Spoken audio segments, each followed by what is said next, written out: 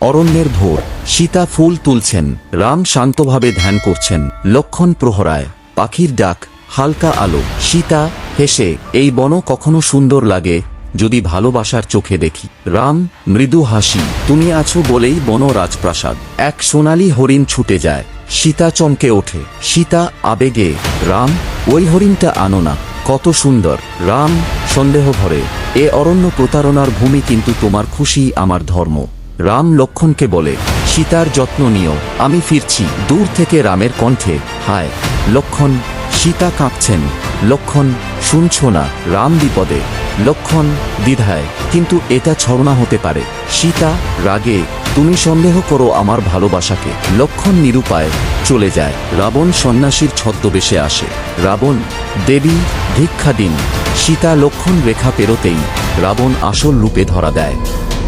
রাবণ, আমি রাবণ, লঙ্কার রাজা। সীতা চিৎকার করে আঁধারে হারিয়ে যায়। রাম ফিরে এসে চুপচাপ দাঁড়িয়ে। রাম চোখে আগুন, ভালোবাসাকে ছোঁয়ার মূল্য লঙ্কা দেবে আগুনে। শেষে রাম তীর হাতে, চোখে অগ্নিশিখা। যুদ্ধ শুরু।